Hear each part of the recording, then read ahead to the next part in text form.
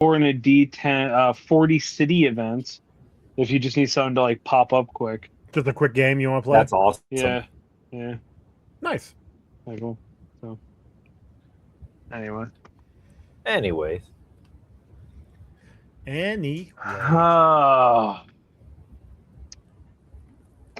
Chuck, you ready to do this introduction, bud? Oh, are we rolling? You sound so lethargic, buddy. Me? Yeah. You're tired? Yeah. I had to work a whole ass day today. Like, ooh, really? Yeah. I just like, I had 3 days off, and then I had to go back to work to like actually do stuff. And because I'm taking next weekend off, the busiest weekend outside of Alumni Weekend, apparently, I have to go make it make sense. I even asked. I was like, "Hey, what days can I have off?" And they were like, "Oh, I never changed my shirt." Oh. I have a shirt. I forgot I had a shirt. Sorry. We're here for it. If you want to take your shirt off and put another one on. No, it's in the other room. I have to walk over there the whole time. Oh, I was saying because that might bring us in some more views there, bud. Yeah. Anyway, I had asked what weekends I could have off, and this was one of the weekends I could have off. And then all of a sudden, it's too busy, and they're like pissed at me for taking it off. And it's just like, I'm assuming you asked like a couple months in advance. Yeah, 2 months ago. Yeah, 2 months ago. Yeah. I was saying because he asked us if we could at least a month ago. Yeah. So fuck them. Fuck them in their high horse. Yeah, it just means I got to do about 6 times more work before I leave. But, right, which is bullshit. Yeah, but I also moved my desk so the air register for the AC wasn't covered by my fat ass. So that was good. All right, lovely. We ready? We've been ready, buddy. Yeah, we've been recording for about 2 minutes now. All right, here we go. You ready?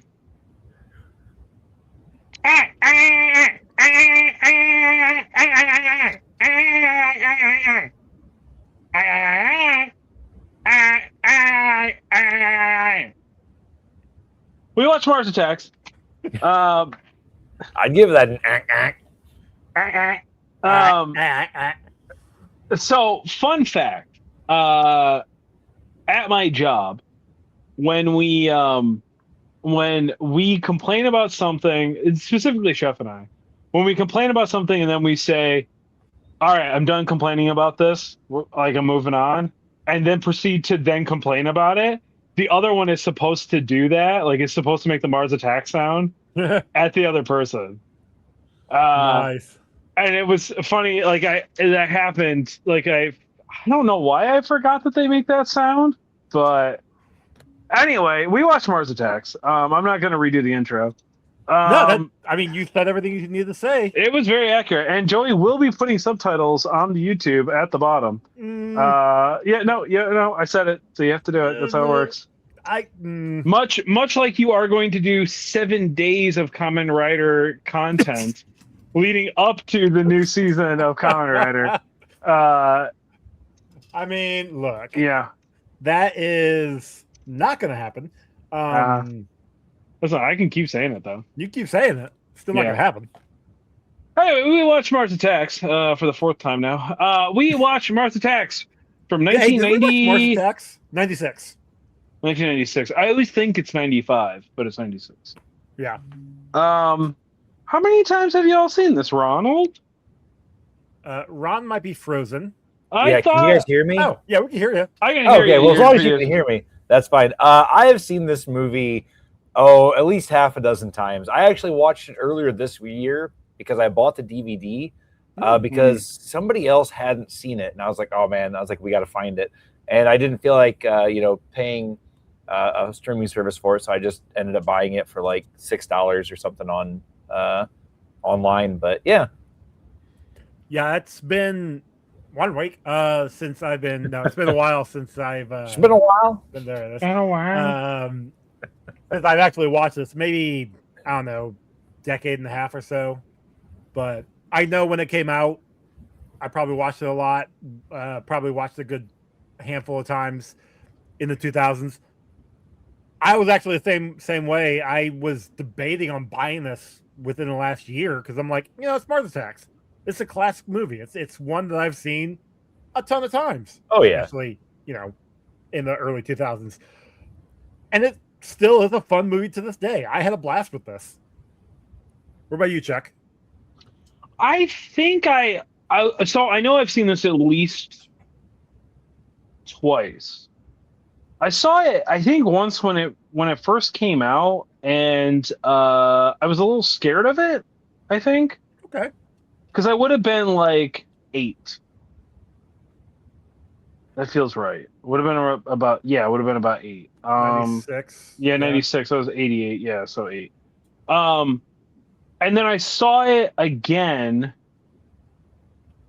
at so okay, I will say this. I have seen parts of it. Probably to the extent of seeing it fully, because this was a Asian nail salon in Walmart staple. Like they had like the big TV on in the back of the store. Yeah. And for whatever reason, Mars Attacks was always playing on it. Okay. Always playing on it. So I've seen bits and pieces of it, and then I know I watched it. I think I watched it during COVID. It's one of those movies that I really really like, but I don't watch it all that much. But, right, like it's one that it's fun to watch, but you just, as soon as you see it like once or twice, or like you said, bits, you kind of get the whole, like you see everything. Well, it's got replayability, just not replayability on a regular scale. Right. So like I saw this. I remember I watched this, I think, for the first time in my mom's ex-boyfriend's basement, because he had satellite TV, and they had like 8 HBOs or something like that. So like it was on like a cascading rotation of the movies that was on there whenever it came out. And I remember that was the first time I'd ever seen it. And I'm like, oh man, I was like, this movie is great. And then like, I could have watched it again, like in 4 hours or whatever. And I was like, nah, I'll watch something else, but it was still good. And then, like when it, I want to say like probably a couple of years after that, I think, because I've had the DVD of this before, and I don't know if Jess ended up getting it or if somebody ended up borrowing it or taking it, Margo, or what, but, I mean, she had a tendency of taking a lot of those, didn't she?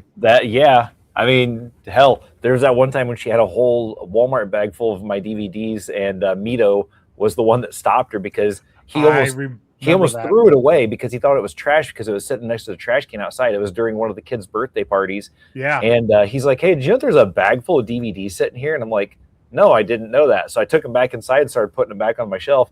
And Margo is like looking all over the place, frantic. Margo is my ex-mother-in-law, for anybody that's listening that doesn't know that. So she's like wandering all over the house. I'm like, hey, what are you doing? She's like, oh, I was just looking for a bag that I misplaced. And I was like, oh, you mean that bag full of my DVDs? And she's like, well, I was going to ask you guys if I could borrow them. And I'm like, yeah, no. I was like, you're not allowed to borrow DVDs. You asked before you take them. Yeah. That's how that works. Oh, you asked for forgiveness, not for permission. Yeah. No. See, she was already on our shit list because she had taken some prior to that and never brought them back. And then that was the final straw. And I was like, nope, don't touch my DVDs ever again. But yeah, great movie. I love it. All right. Well, Scooby-Doo, everybody. See you later. So now something I will say one thing that when I see it in a movie, it automatically means that to me that movie is going to be better. And that's when I see Danny Elfman as the composer for it, because he always is just like right on with whatever music he is doing for whatever movie. It doesn't even matter. He's got to be up there for like composers that we've seen in movies. Yeah. Oh yeah, absolutely. Like him and John Williams and I mean, John Williams was all 6 of Star Wars, and maybe 7. I think he did. Yeah, he did. Episode 7 as well. Didn't he also do Superman and Indiana Jones? He did Superman. We haven't done Indiana Jones yet. That's what I'm saying. But we've seen on here. Okay. Yeah, just on here. Yeah, he did Superman. I'm sure there's at least 1 or 2 other ones that we've watched that he's done. But yeah, Elfman, obviously Batman Returns, this one. did we talk? I know that like Phantom, I think was another one. I thought I could be wrong on that one. Maybe I just thought it had similarities, but we've definitely seen them, heard them in other movies on this show. Spider-Man. Danny Elfman. Huh? Danny Elfman for Spider-Man. The 2002 Spider-Man. Yeah. Really? Also the 2003 Hulk. There we go. Actually, it looks like all those Spider-Men around that time. Men in Black. Yep, that tracks. Let's see. Men in Black 2. Darkman. He was also Darkman. That's what it was. Not Phantom. Darkman. Okay. Yeah. And Dick Tracy. So yeah. So but we made over the place. Right. Yeah, because it's one of those things like if you couldn't get Williams, you got Elfman. Not saying that no, well, and there are some things that specifically Elfman is the guy for. Like anything that's like dark and brooding, Elfman's the guy to go. Anything that's like, less like in your face, like heroic stuff, that's Elfman like underneath that. Although I guess Batman was super epic and heroic and stuff, and that's why they keep using that sound for Well, because they used it for the animated series. Yeah, because it was so iconic. Exactly. And then that became such a pop culture thing that they just like, hey, we can't not use that for anything ever again, Oh, absolutely. Am I still frozen on your guys' screen? Yep. At least it got me in a really good pose. Like really creepy pose, just staring at my soul. Yeah, well, you know what? Everybody, if you haven't gone to the YouTube, go check out the YouTube and just see Ron with a pen up his nose. Just, creeping you out. Anyway. Yeah. So yeah, this movie. Yeah, it's creeping me. Yeah, I don't know where you want to start with it. But let's start at the beginning where they're cooking up a herd of cattle. I'm sorry, but if those cattle were that much on fire, they wouldn't have been running. They would have been laying down somewhere like dying because they would have been cooked up. Right. Also, it would not have smelled like a barbecue because all of their hair would have been singed and burnt first. And you would have smelt that over any kind of cooking meat smell that was emanating from them. Yes, but funny joke. It's true. It is a funny, it's a good bit, yeah. It does. So this does make me ask the question a little bit. I'm glad you brought this up. Was this intended to be like a satire or like a spoof on old like alien invasion movies, like War of the Worlds? I think so. Like, was it meant like, is this a sophisticated version of Scary Movie, or was this itself trying to just be a more sophisticated slapstick invasion movie? Like, were they purposely trying to poke fun at certain things, or were they just trying to make a comedic movie? I think it could be both. I think it definitely was taking the old monster movies and throwing in the slapstick comedy of the 90s and just mixing it together. Because like there was some stuff in this, like the cows in the very beginning running with like CG fire, clearly CG fire. Oh yeah. Oh, that wasn't real fire, Chuck? No. It was paper fire taped to the cows. See, that would be okay. So when we do our movie, guys, go kickstart our movie. So when we do our movie, we are definitely going to do paper fire. Have you both seen Velocipaster? Yes. I don't think so. I actually met him in person. Oh, okay, whatever. It was like a couple of cons ago, because I was dressed up as Velocipaster. Yeah. And Joey was actually on fire in the costume also. There's a scene in Velocipaster where he steps out of the church and he waves to his parents across the street, and they're standing in front of their car. And their car blows up because I think ninjas kill his parents or something. I don't remember why. I think that's right, yeah.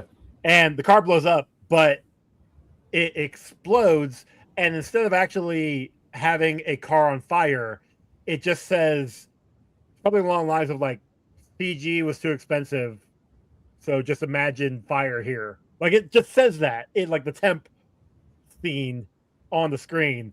and then it just flashed back to it like two or three times, and it's a really funny scene.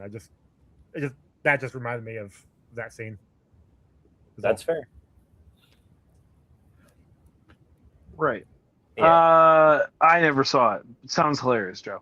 It's dumb as fuck. No, it's a It's a terrible movie. But if you watch it, it does pass the Janero continuum. If you have at least three people in the room with you, it's hilarious. If you're watching it by yourself, you're like, why am I doing this to myself? I should be doing this to other people also.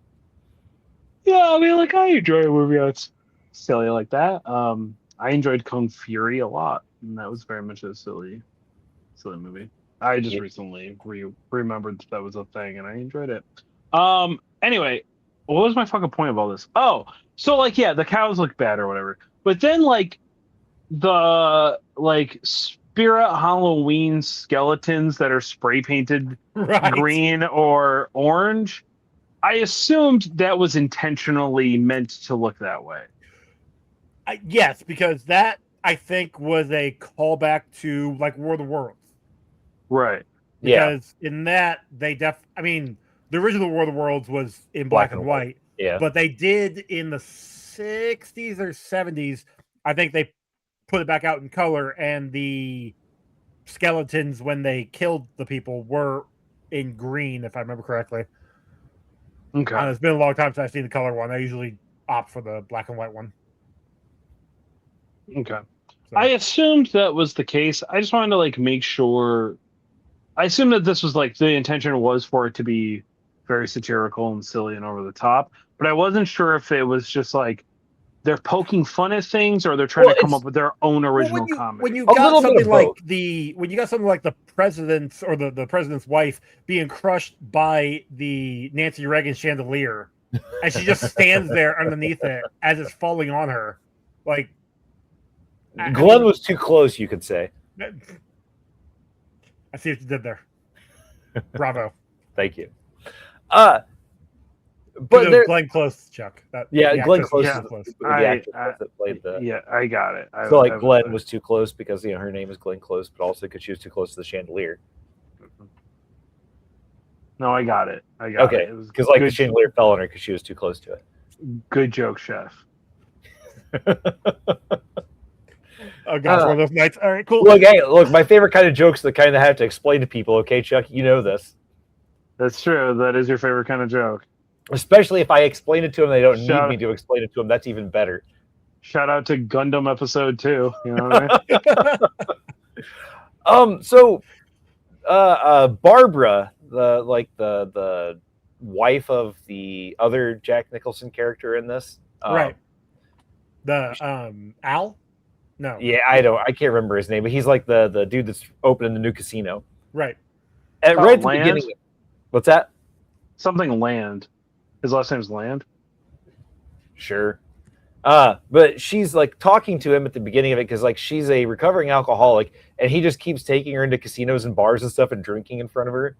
And then she goes on this like rant about how like the money system is ruining the entire world and destroying the planet and destroying the land and all this other stuff.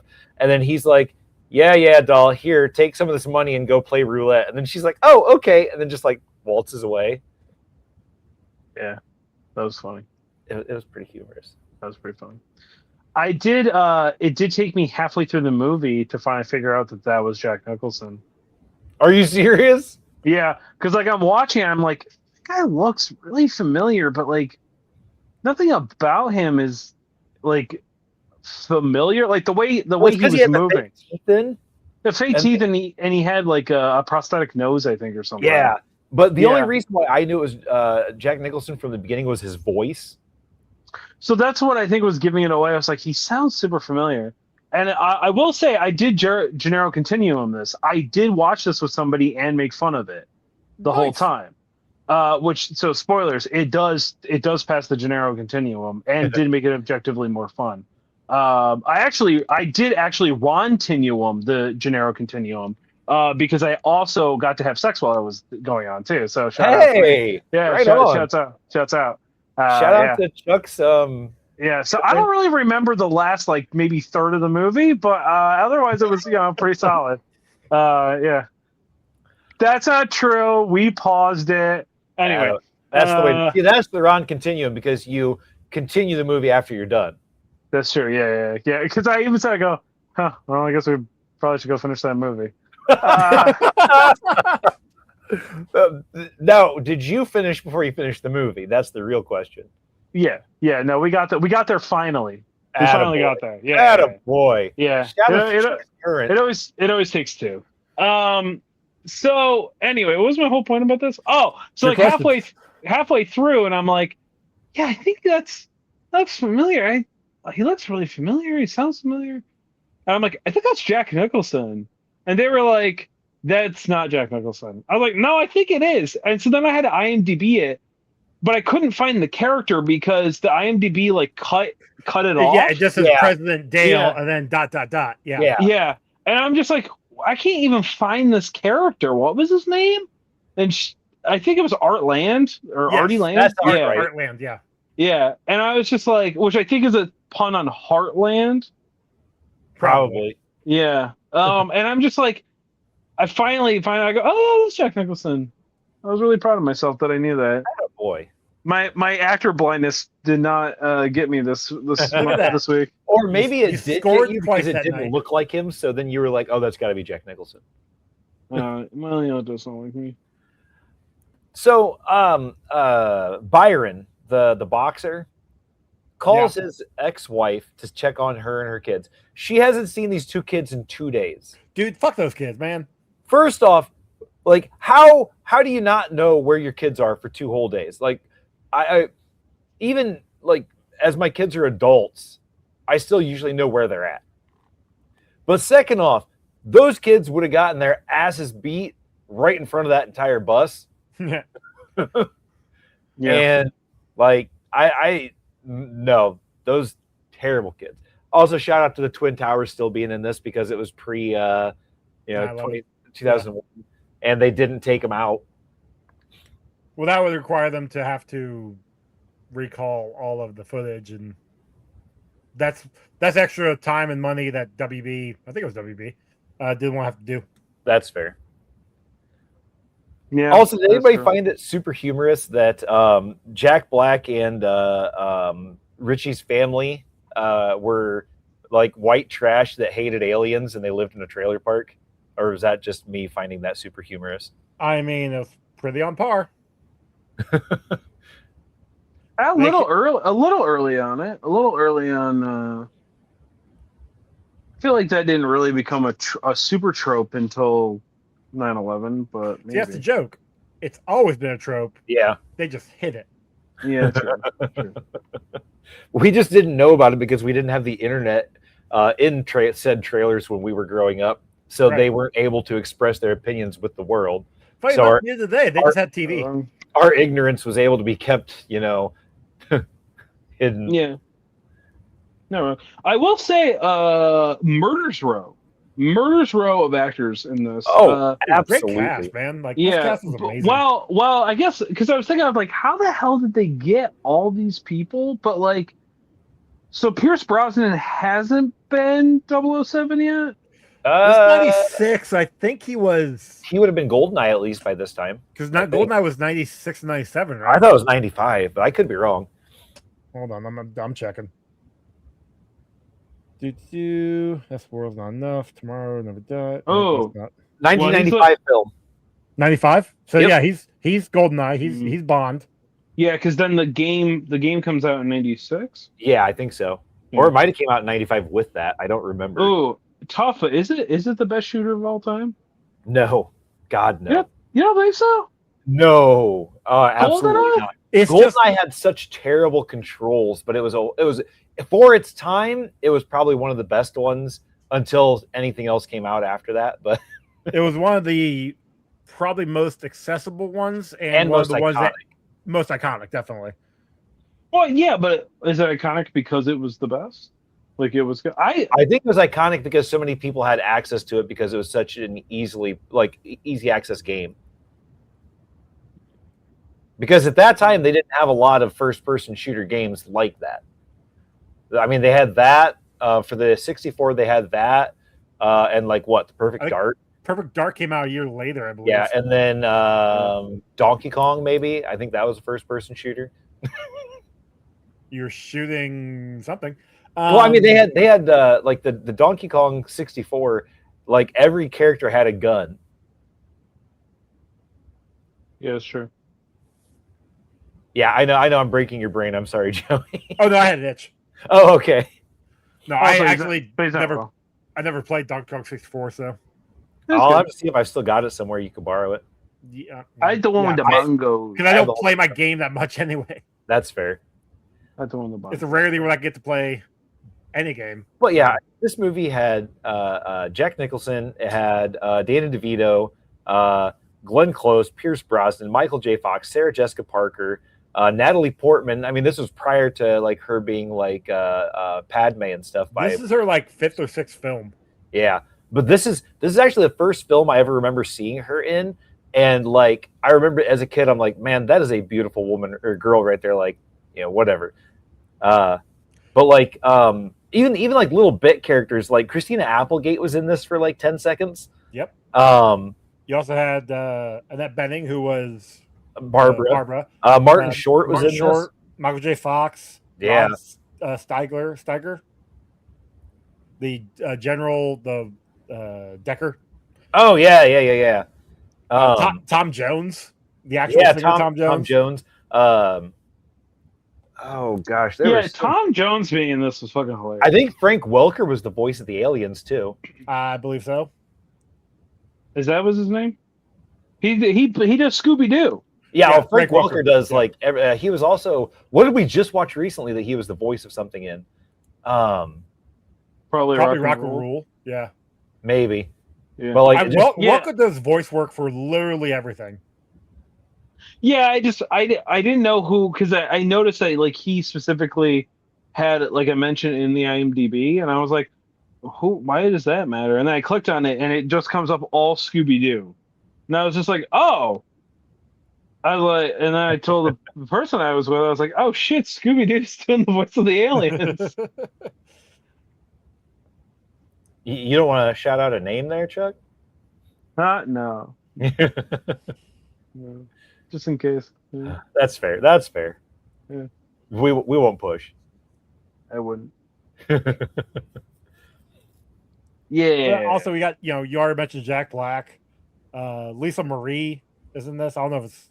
How many times do you think he had the Martian girl? Yep.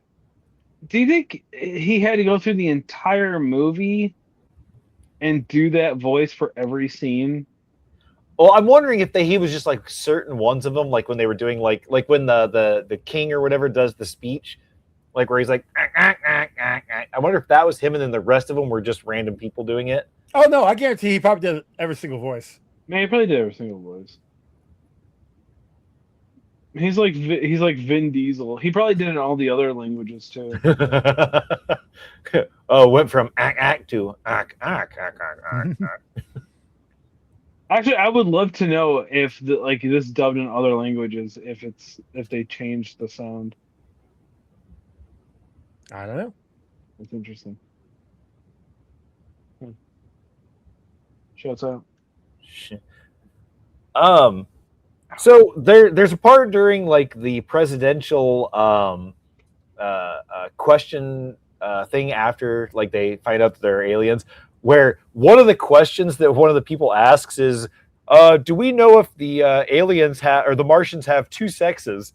And I'm like, man, there is always somebody trying to fuck an alien. Always. Yeah. Always somebody trying to fuck an alien in these movies. I mean, and the rightfully joke so. Was, yeah. I did have to ask, why were they wearing tiny little red undies? To hide their massive Martian members. But yeah, but like the Dr. Brosnan said that they didn't have any genitalia. Oh, I don't know. Maybe it's a diaper. Well, I'm wondering, like, as a design, like, obviously, yes, they're doing it for a weird joke, but I'm also just curious of like, was that a Tim Burton call? Maybe, Possibly. or it might have been a thing where they were like, well, we can't have them walking around, without underwear on, because then, it won't be able to get that PG-13 rating or whatever. Yeah. Maybe. Oh, I just thought it was very strange. I mean, it was funny. It was a good joke. It did make me wonder. You know what I mean? Yeah. If they had two sexes. Yeah. Yeah, 100%. Yeah. I love how even after like the first attack, Pierce Brosnan is still like, they could be peaceful. They could be, you know, a peaceful, intelligent, intellectual, highly advanced race. Like maybe they just maybe doves are just a sign of you know, war to them instead of peace. I mean, he was saying that after like the third attack. I know, and that's. But the funniest part though was like after he was talking about that, there's that one general, the old dude, Yeah, Decker, where he's like, "Yeah, that's what we get for listening to a bunch of liberal intellectuals." And Yeah. it's like, oh god, he's actually right wing. Right. I mean, because he wants to immediately he sees the aliens as a threat, and he just wants to nuke them from space. He doesn't want to even let them come to Earth. He just wants to take them out, no questions asked. And the president is like, no, we have to, you know, be diplomatic about this. We have to let them hear. And my question is, he goes over to the other general, and he's like, all right, so go ahead and get a small party of what's it say, like delegates and key media, and then a good cross section of guests. And I guess a good cross section of guests is half of Los Angeles or Las Vegas, I guess, because you know he's supposed to keep it, you know, low key, but like a shit ton of people show up. Well, that's also because I think they heard about it or like they saw. But they didn't though. Maybe they just followed the media vans. Like once they saw them leave, maybe they're just like, oh, let's follow this. I mean, who knows? There are people who do that, yes, but that's usually a smaller group. That's usually paparazzi. But like this was all of the. I mean, it was what Barbara and all these other crazies. I don't know. It was just weird. It was interesting. I did laugh though when the Martians did show up and they're walking down the little carpet, and it was the president's dog runs up to the TV and barks at them, and the Martian like looks at the TV, like down the emperor looks down at the TV, looking at the dog. It almost looks like that was like a good joke. That was a good joke. I did like that I one. So I guess so. I do have to ask the question. They came to Earth, and their whole like finger in a circle thing is like their symbol for Mars. I believe so. Yeah. Yeah, it's Right. what's on their flag. Right. So what's on their flag? And they are talking, and everything's peaceful. And it's when they release the dove that they shoot it, and then all hell breaks loose. Right. So could you say that they assumed the dove was an attack, and thus this was peaceful up until we released the dove? Well, no, because they'd already lit the cows on fire prior to that. Right. I don't think they were never going to be peaceful to begin with. I'm sure. It was probably just a ploy to get, you know, higher ranking people in one spot to. Right, because when later on toward the end of the movie, when the alien delegates are in France, and my question is, how did France not know what was going on in America at this point in time? It had already been like 3 days. Because they knocked out all the satellites, man. Did they? Yeah. They like in Independence Day. That's why the TV channel goes out. Then how are they able to make the phone call? Phone calls are landlines, bud. Yeah, they're landlines. Do you know how landlines work, Joe? I'm working on today's technology where everything is all satellites. Yeah, but you got to remember it's 95. Right. That's fair. Okay. So Byron can apparently hit harder than a bullet, because when General Decker shoots at the aliens, his bullets ricochet off of their helmets. I'm wondering by that point in time if they had reinforced.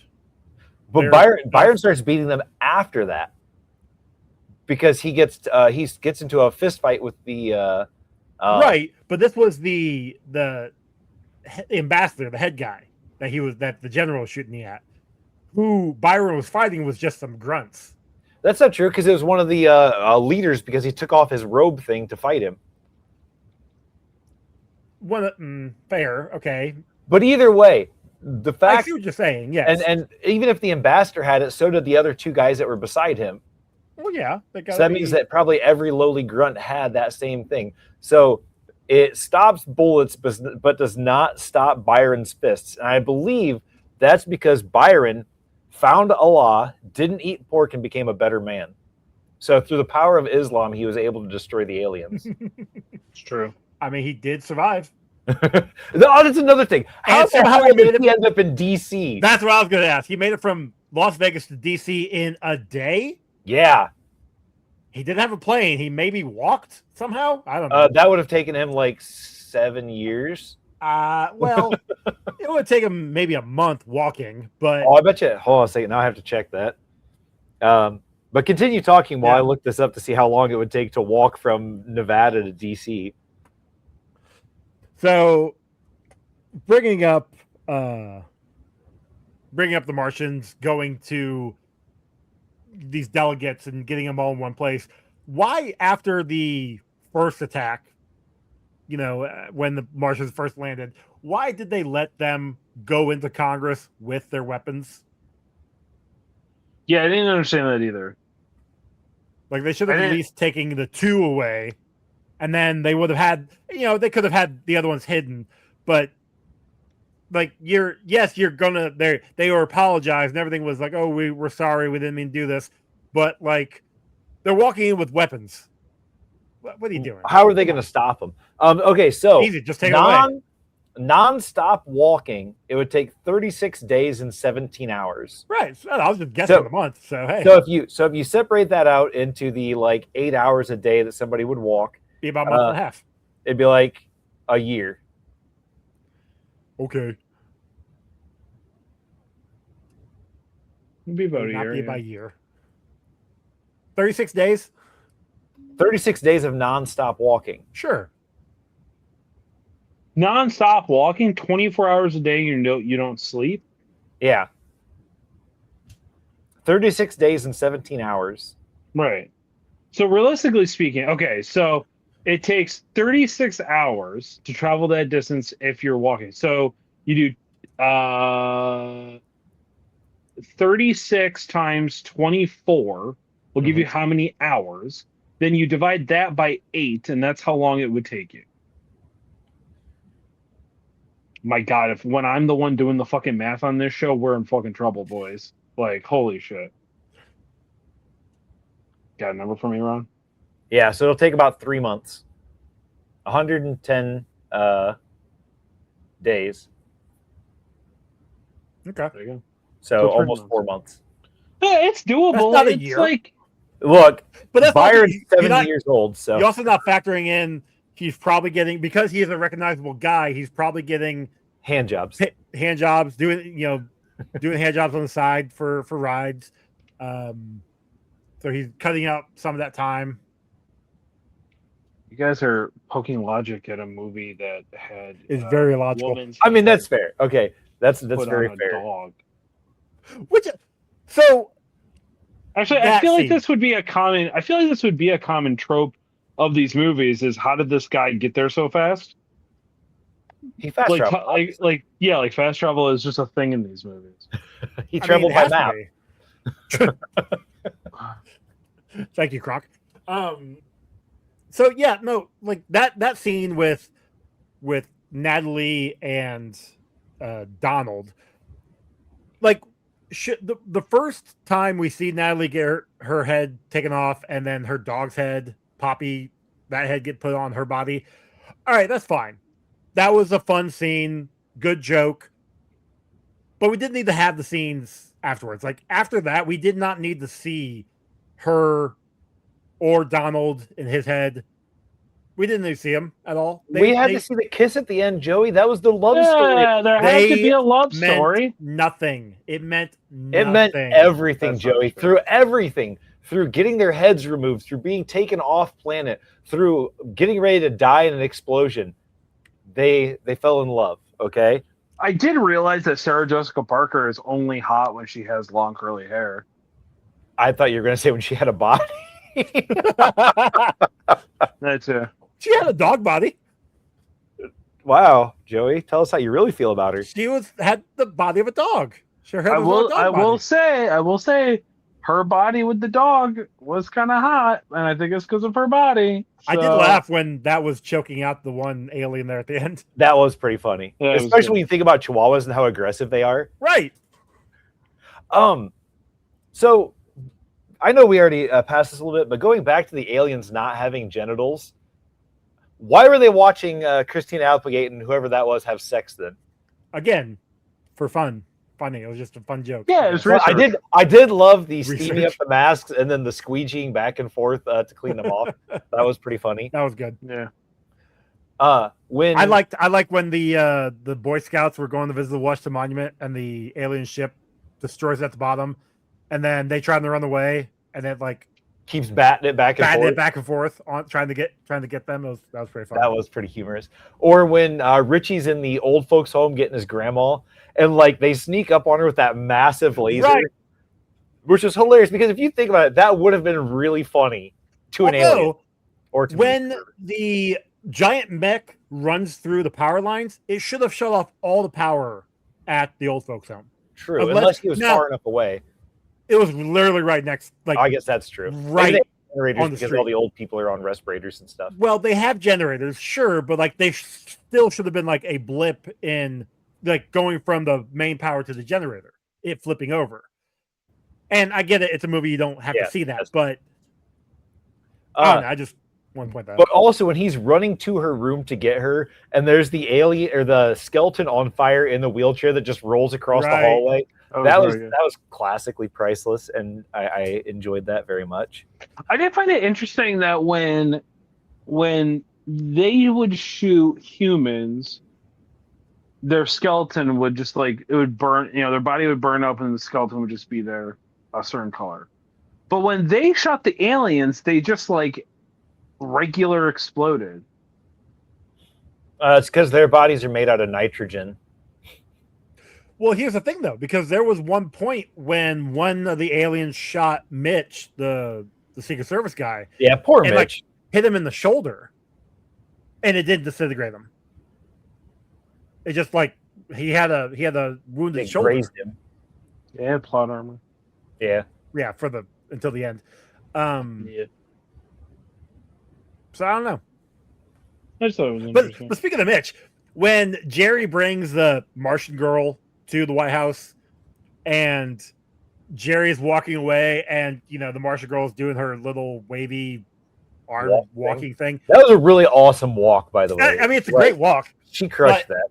But as Jerry's ahead, and she starts to creep fastly toward him, Mitch is walking away, and he looks directly at her as she's creeping toward him, and doesn't say a thing.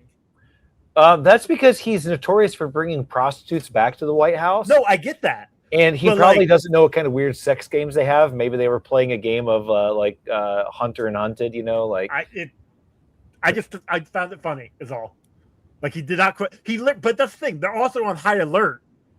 And this prostitute, this lady of the night, is being... Joey said prostitute. I said hooker too. Hey, look at that. Hey, whoa. Can't say hooker. You can say prostitute. Anyway. But he's going to not question this one that is being all weird.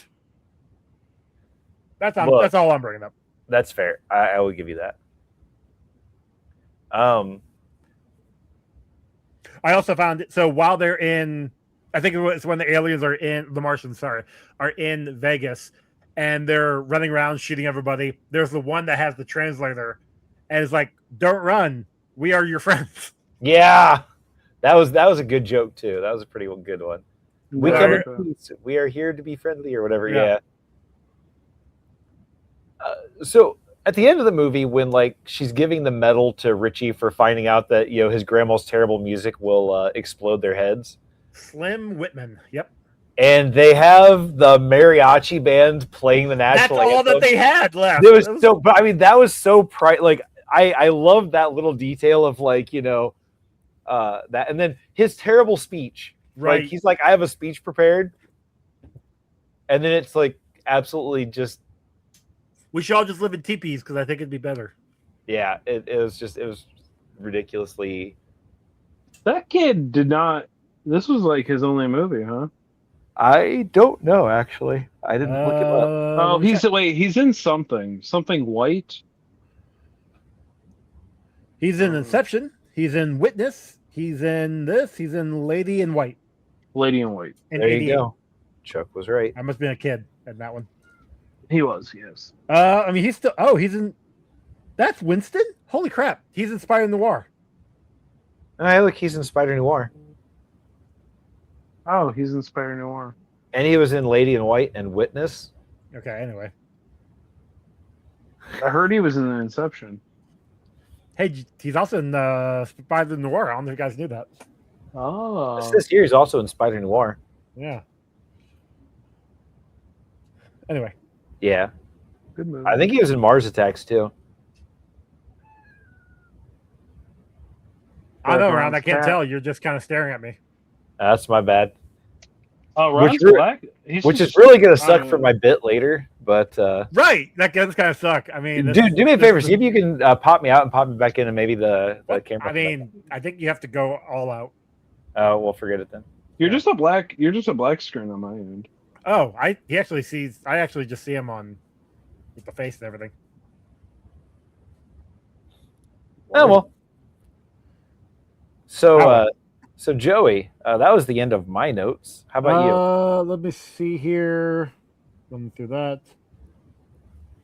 Oh, the kids, Byron's kids, they totally sucked at that video game. Oh, absolutely. That thing was Both at the arcade and at home. Yeah. Well, it's probably because the younger kid was bouncing back and forth and jumping around and freaking. Well, they both were, and then yet, I think that was just a setup to prove when the aliens the Martians took over while they're walking around the White House, that they were actually going to be able to help. That's all that setup was. And bad setup because they sucked. Yeah, that's fair. Although I did find it funny every time that anybody was trying to go through the one room, Mitch was there to be like, sorry, can't go through here. There's a tour coming through. Literally every time. Yeah. Mitch was just a dude doing his job. He was doing his job. He did do his job pretty well. Chuck, He you was got any more notes? Sacrificed himself for the president. No.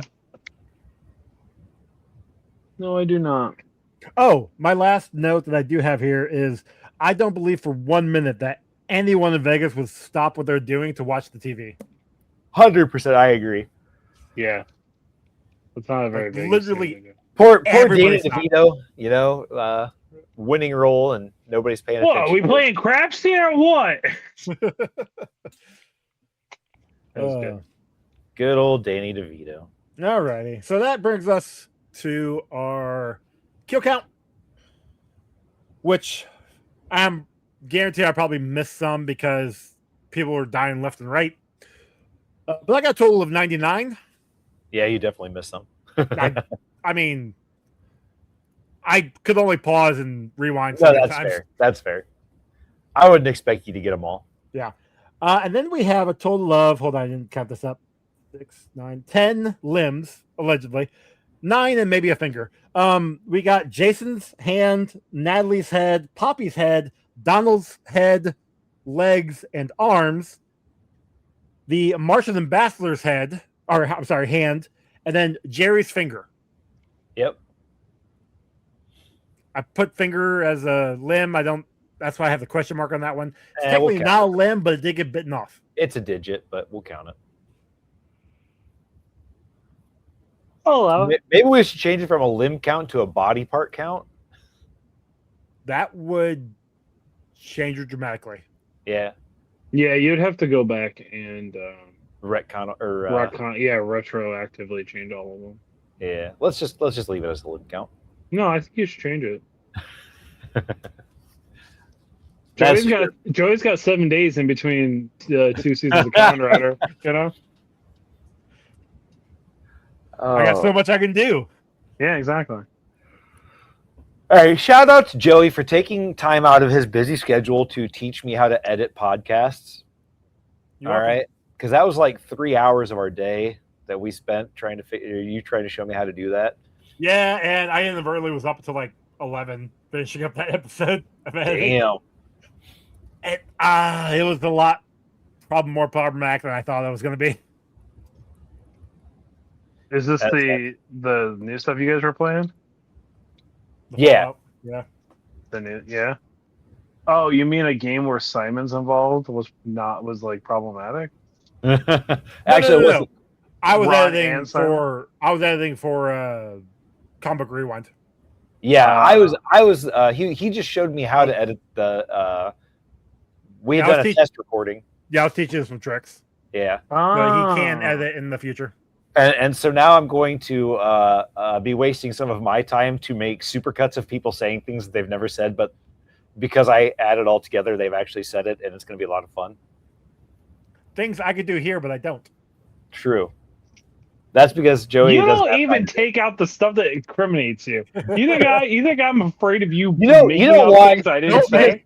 It's because Joey sticks to the bit. Okay, Joey is there for the bit. All right, that's true.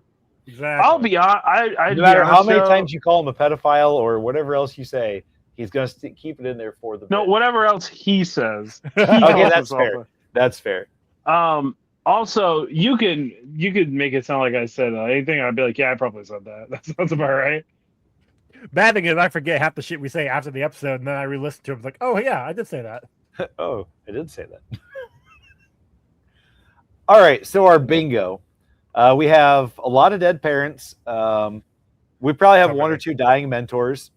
We have government interference, comic logic, actor playing self, animal cruelty, unexplainable science, villain monologue, even if it is just a bunch of it's There's a monologue somewhere.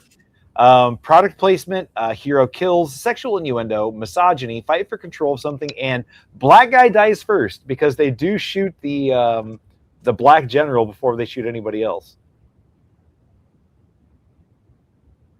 No, they actually shot the bird first. That's where the animal cruelty comes in. But they shot the bird first. I'm sorry, it's technicality. But birds aren't real. That's true. Yeah, they are government. They are government drones. Yeah. So therefore, the black guy died first. That's what I say. Okay. What's our matrix metrics on this there, Chuck? Oh, you mean the continuum? Look, our Martian. Yeah, this is is bad. This looked really bad. So here's the thing: is I feel like I remember when this came out, it looked really good. For 1996, it was like we hadn't seen. It's better than Spawn. Yeah, and yeah, we hadn't seen Spawn yet because that came out in '97. But we also hadn't gotten Phantom Menace, which wasn't good when that came out with its CGI. It was better, but not good. But we also are way past all of the other Star Wars, which was arguably good, but a lot of that was practical effects. So, yeah, and like to have almost this like half of this entire movie's characters be CG. Right. Except for the few times that they had practical dummies laying on the ground of the Martians. There at the end, yeah. Which then they Hulk size change. Because they were like maybe 4 feet tall, and then the dolls that are laying there like 6 feet like long, because the kids are able to hide behind it somehow. I'm gonna say, yeah, I think this is a 1 out of 1.5. But I even remember when this became like this came out in like maybe like high def, and I saw it at the nail salon, that this was like it still looked good, or thinking it was like really good, and watching it back, man, the first flying saucer that goes across the screen, I was like, wow, that looks really, really bad. Not, I don't, I want to say maybe to the level of like Men in Black bad, because I remember Men in Black's special effects looking really terrible going back and rewatching it. I would argue Men in Black was definitely better than this. You think so? The I don't special think so. effects, Not by the much. CG. Not by See, much. I would disagree with that, and I would say it's like Chuck said, it's the opposite. Where Men in Black didn't look as good as this. Oh, you got to remember the first Men in Black, because they did do a little bit. Well, actually, because even the second Men in Black was garbage. Oh, No, the second Men in Black. The second one looks worse than the first one. Yeah, but that's because they were doing more. The first one has a lot of the practical effects, but the ship, like, why I think it looked better. Yeah, but like in the first one, there's some like weird aliens walking around that just don't look right, and there's the ship that's like flying in the very beginning that looks not great and stuff like that. So yeah, I think they pushed more for the practical in Men in Black. Yeah. They didn't do as much CG, whereas this one, obviously, all the ships are CG, the aliens are CG. So you're seeing it more often. Yeah, the burning cows are CG, or just cows in general are CG. Birds are CG. It's just that dove looked crazy. That didn't even look real. That's because it's a drone. Yeah, but it didn't even look like a practical drone. That thing looked like something I would have drawn on like paint on my Windows 95. That's like fair. It looked bad. Looked very bad. Yeah, 1 out of 1.5. This is almost a control. No, that's very fair. Alrighty. That brings us to Not a Muppet. Jack Nicholson's characters, both of them. That way everybody would know it was Jack Nicholson, no matter which side he was on. That's true. I mean, he is a pretty easy one. Yeah, I think probably Jack Nicholson. That or Christina Applegate. So she's fucking him up it. Yeah. Making out with a Muppet, Jack Black, and then this would have been the height of Married with Children. Yeah. Actually, I think it'd have been over prior to this. Was it? Let's see. I know it starts in the late 80s, like 89 is like the first season. I think it's close to the end. Yep, it was 11 seasons, so 98 was the last season. So yeah, this close was to the end. Very close to the end. Was she still even on the show? I think she leaves before. Doesn't she leave before everybody else? I don't. Did they give a replacement? I don't think they replace her. I think they just phase her out. She like goes to college or something. Or she like moves away. Because the last like few seasons of that show is really just the son, Peggy, and Al. And they give the dog more talking roles.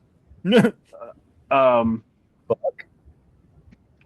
You know, remember the dog? The dog has like a. Yeah, dog's name is Buck, isn't it? Yeah. What neighbors look?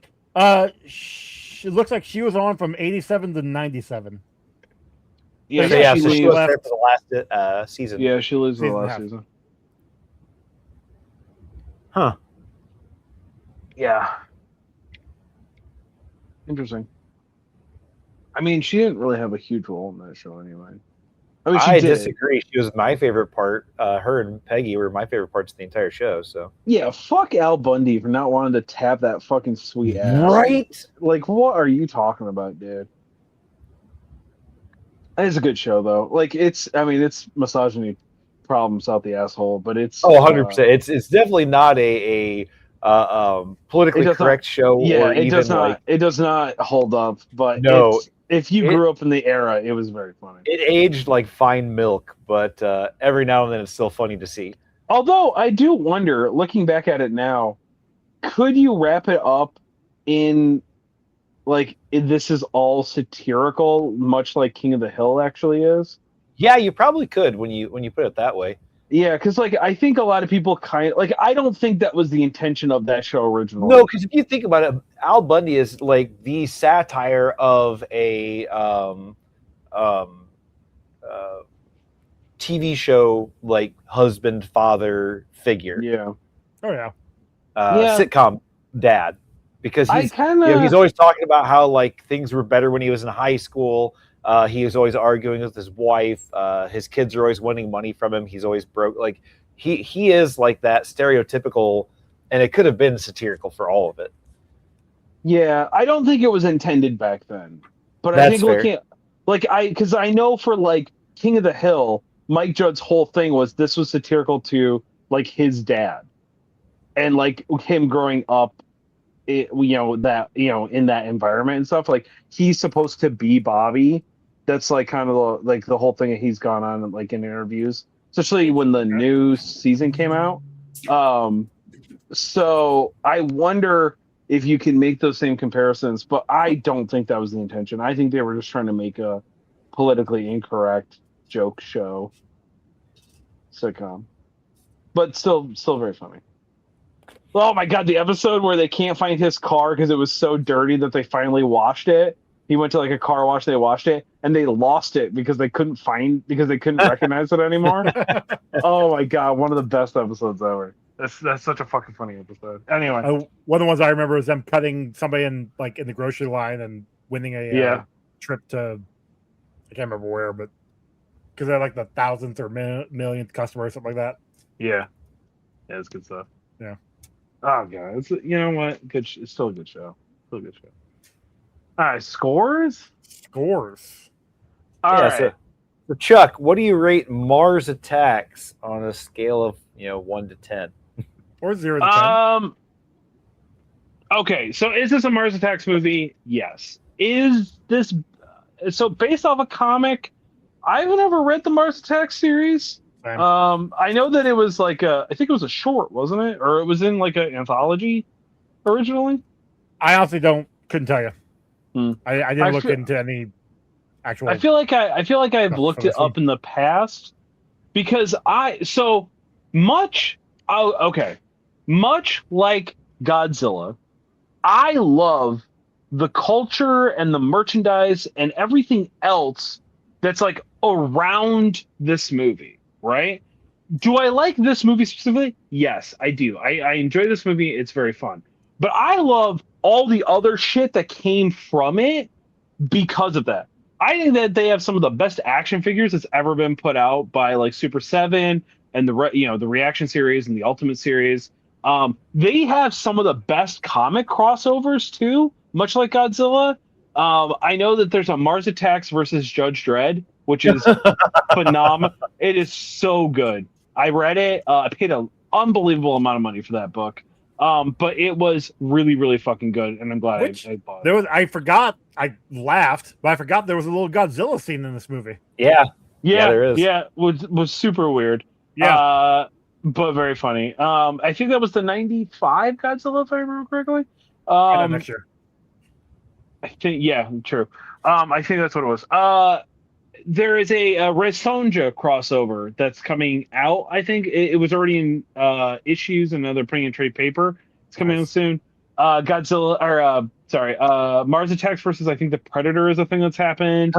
So like there's a ton of crossover. I know there's a Mars Attacks versus Archie, or Archie meets Mars Attacks or something like that. I know that one exists. I really enjoyed this movie. It 100% passed the Janero continuum. I had a great time with it.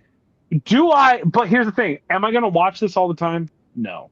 I don't think it has the rewatchability that some movies on this that we have watched do have. Because some of the jokes, I don't know how to explain it.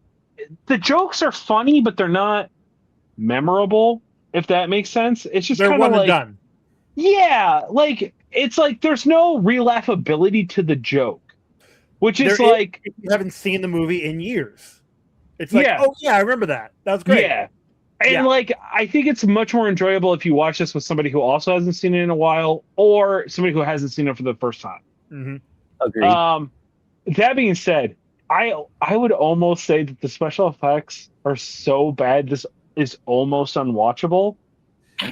Like I struggled with it, so it was a good thing I had a Janero continue on me. I still love this. I love everything about everything that came from this. I'm gonna say 7.2. No, 7.42242. 2242.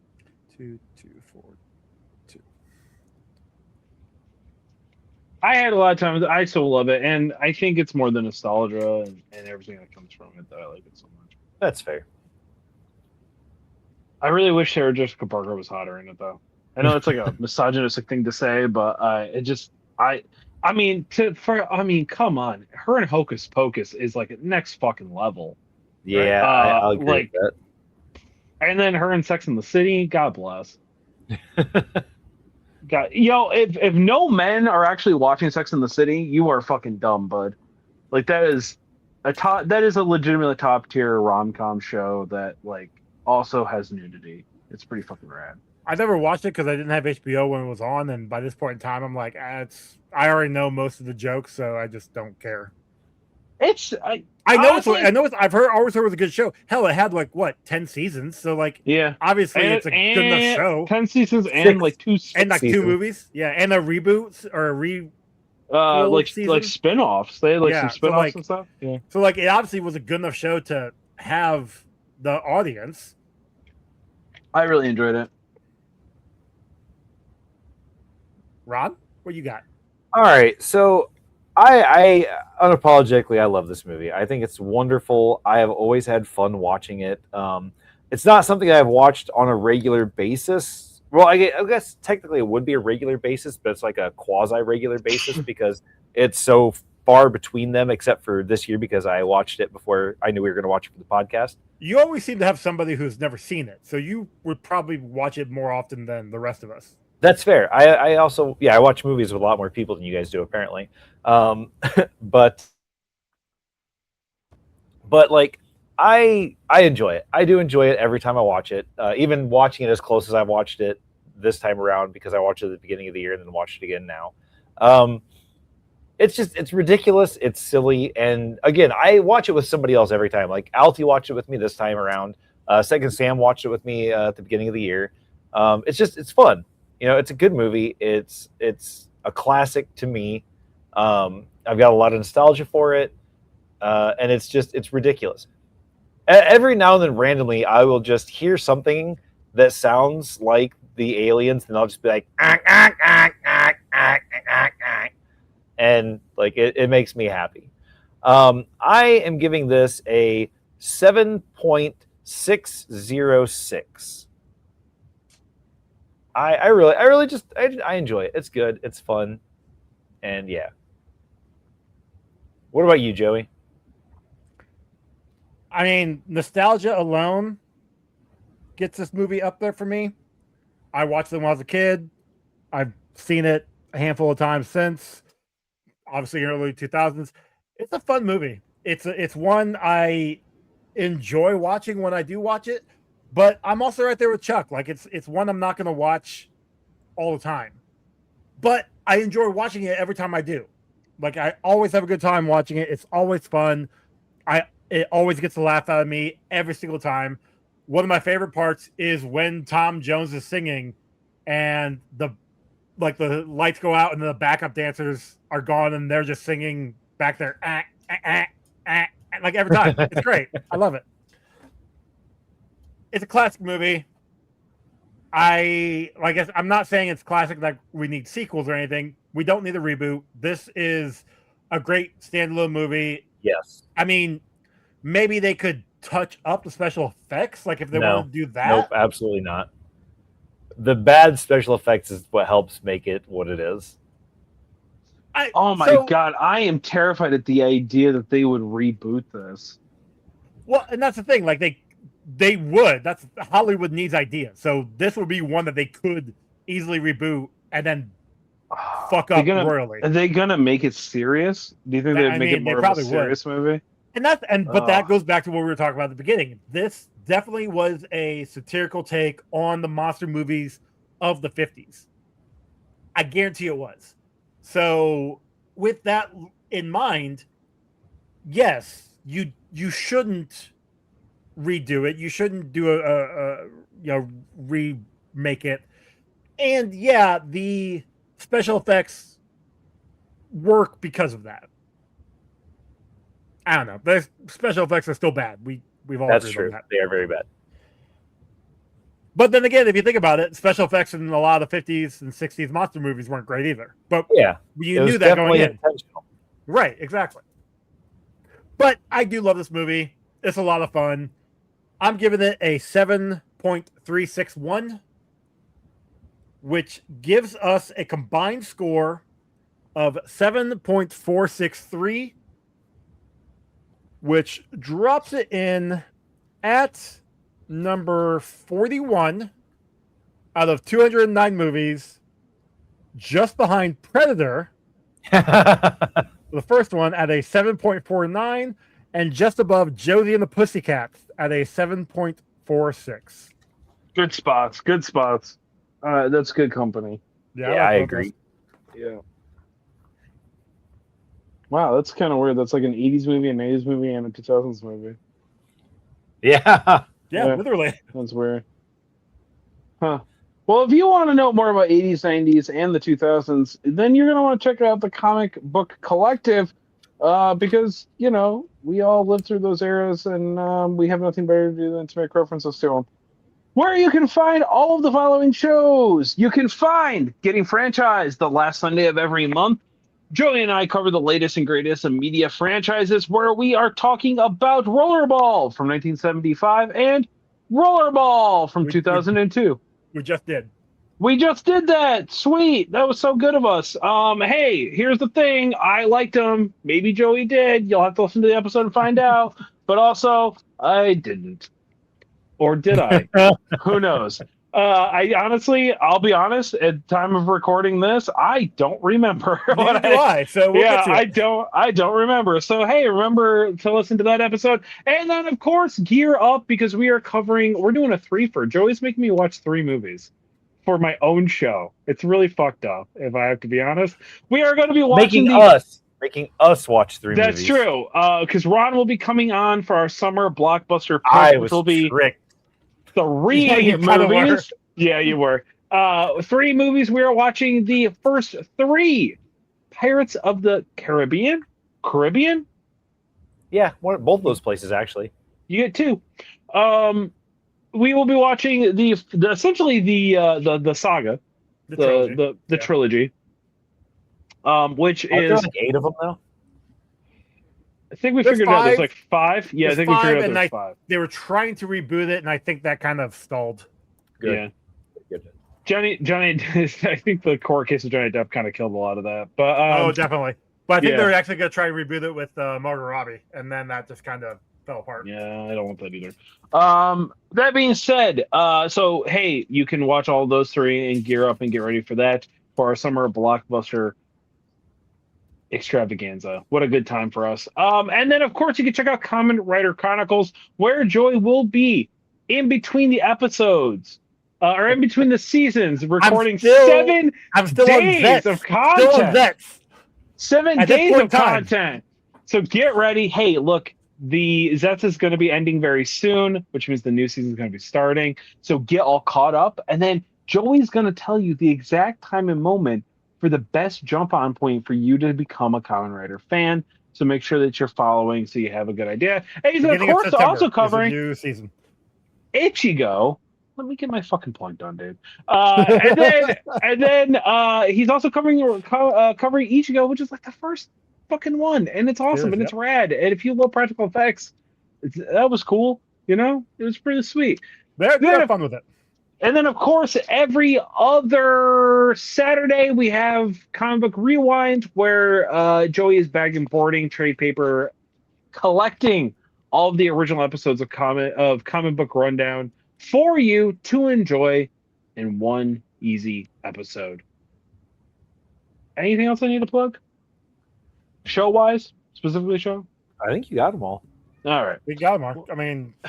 I don't know. This show, I feel like we got like 9 fucking shows every week or something new we're putting out. That being said, if you would like to get in contact with us specifically, you can head over and email us at comicbookrundown@gmail.com. If you want to follow Ron, you can follow him at Good at This Game. You can follow his art at Good Art This Game. And more importantly, you can own a piece of his art on a t-shirt linked down below in our TeePublic store. I can tell you they make great workout shirts.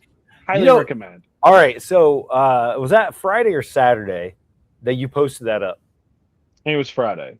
Because it was so funny because I was getting dressed and I had just put my shirt on, and then I got on Instagram and I was looking and I'm like, oh, there's no fucking way that Chuck and I wear the same fucking shirt today.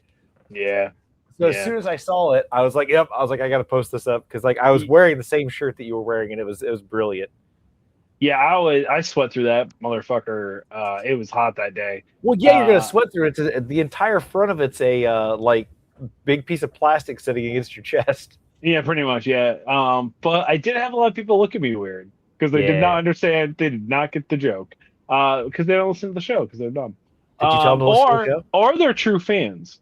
Either or. I'm not really sure. Yeah, they were probably true fans.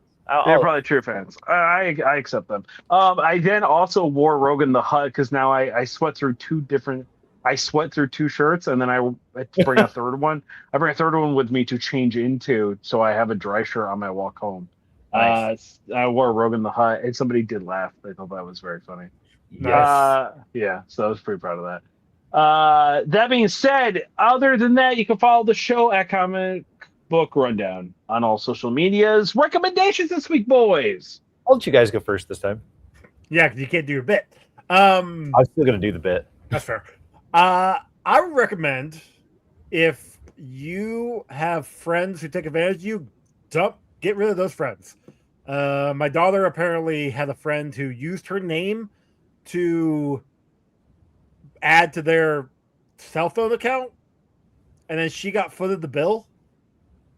What the fuck? Exactly. How do you do that? No fucking idea. But I got the bill, and the bill was like $560, and I'm like, what the hell is this? That's crazy. Good thing Bella's got a job. Right. But it just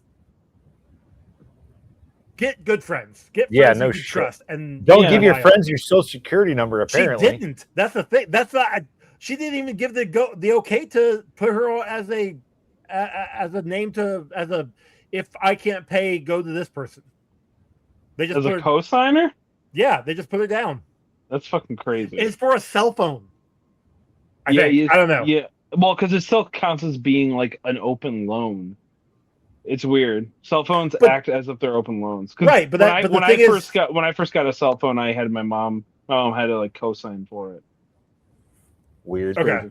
Yeah. But just the thing of matter of the fact that Bello didn't do it. Bello didn't sign anything. Right, Bello wasn't there. Yeah, no, that's actually like a crime.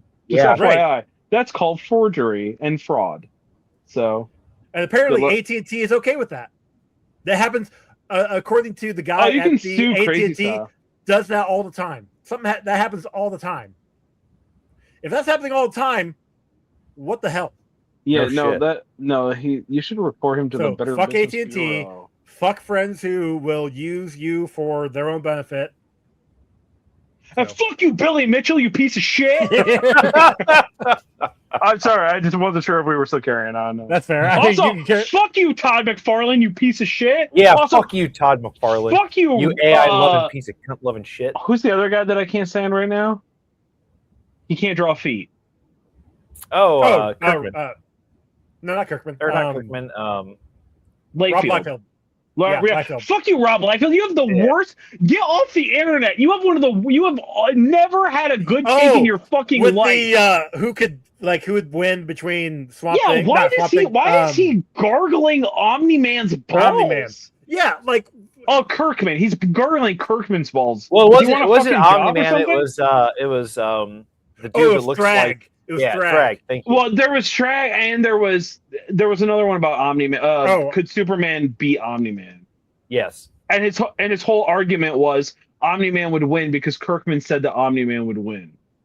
Are you shitting me? Yeah, that's his whole argument. He's like, well, I'm going to go with the guy who created the character to, if that's what he says goes. It's like, so what about the people who made Superman?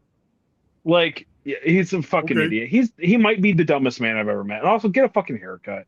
My recommendation this week is going to be a continuation of my Morkborg series. So of course you went and you got Morkborg. Good job. You got the first book. You also got your DM screen because this is a sexy ass DM screen That is a that you wild can one. get from their website, and it has a little sheet that pops out for you too, a little cheat sheet.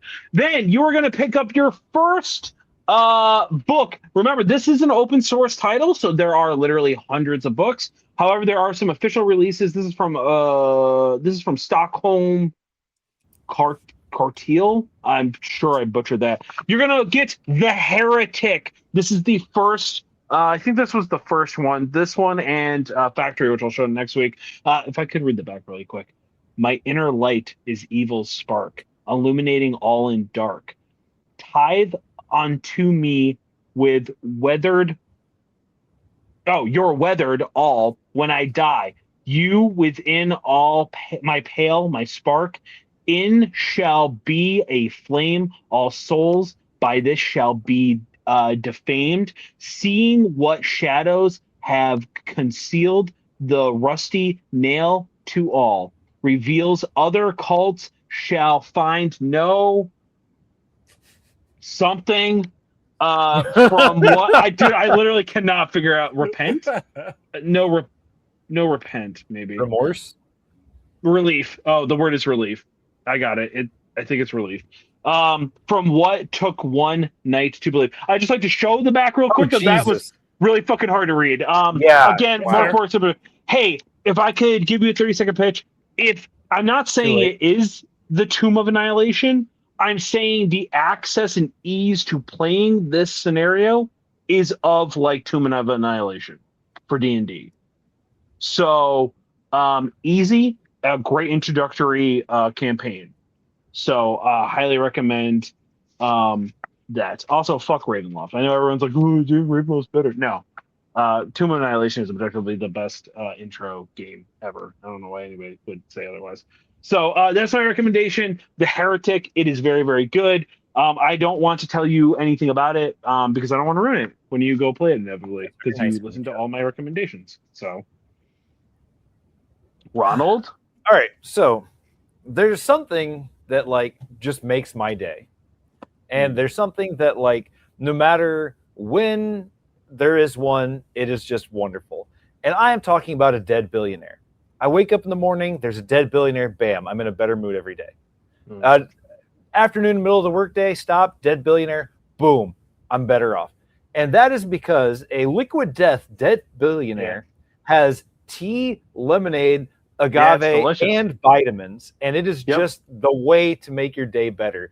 Everybody should have a dead billionaire to start the day off, is all I'm saying.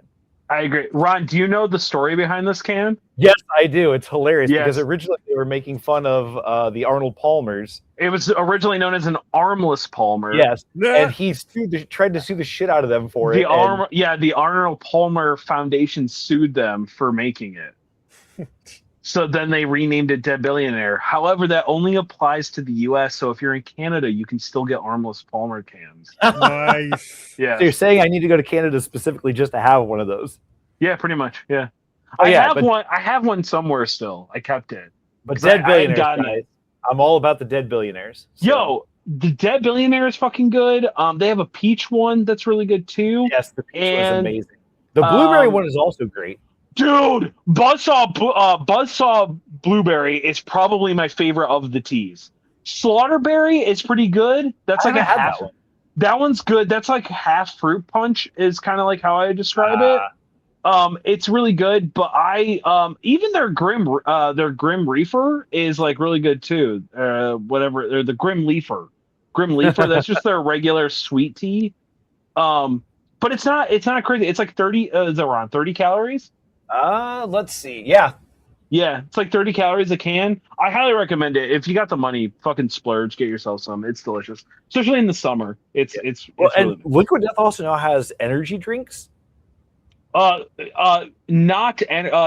jacked up. It's the equivalent of a cup of coffee. Yeah, and they're delicious. They're amazing. Stupid good. They are the so strawberry one, Strawberry Terror. Yes, I really, that's really the one liked. I had. It was fantastic.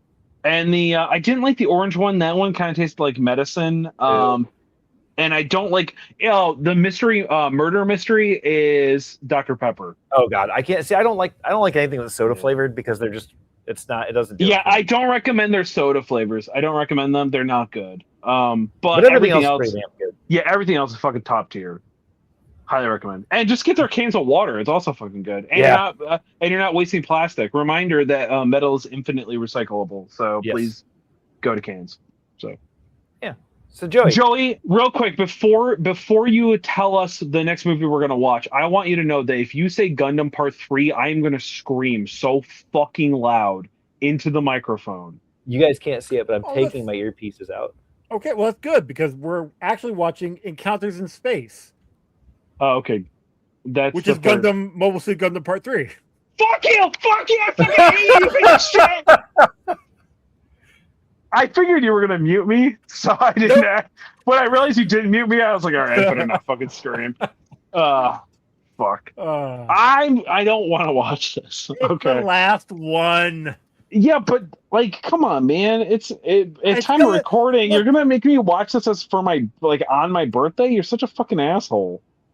That's really a punch in the dick right there. So hold on now. So rude. Now, no, it's not gonna be on your birthday because we're recording it 2 days before your birthday. No. We're gonna do that Monday, not the Wednesday. Oh, yeah, that's right. Fuck. I'm yeah. No. A, yes, I do remember. Oh, I just broke that. A, I do remember, and B, I am a week ahead in my brain. Okay. It's not good. Yeah. No, I was thinking my birthday was Wednesday. It's not. I got a whole nother week. Yeah. Yeah. I'm all fucked up. Fucked up. Hey, look. Yeah, okay.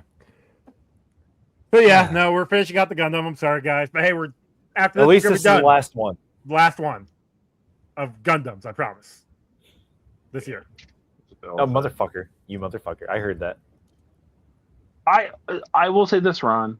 They have to get better after this. I mean, I would like to say they can't get worse, but I'm afraid I'm going to jinx it by saying that. So well, no, after this one. The third one is gonna suck. Like we all accept that. But I gotta assume when we start getting into like the Gundam Wing era in the 90s, like that shit rocked. Like I mean, something had to have gotten better than this because otherwise it wouldn't have the cult following that it has. Right. I mean, exactly. They're still making Gundam stuff. You cannot convince me those toys were enough to fucking send this shit. Right. Yeah. So yeah, Mobile Suit Gundam 3. It's on YouTube. Go watch it. And come back and hear us butcher it. Yeah, listen to us talk about literally fucking anything else.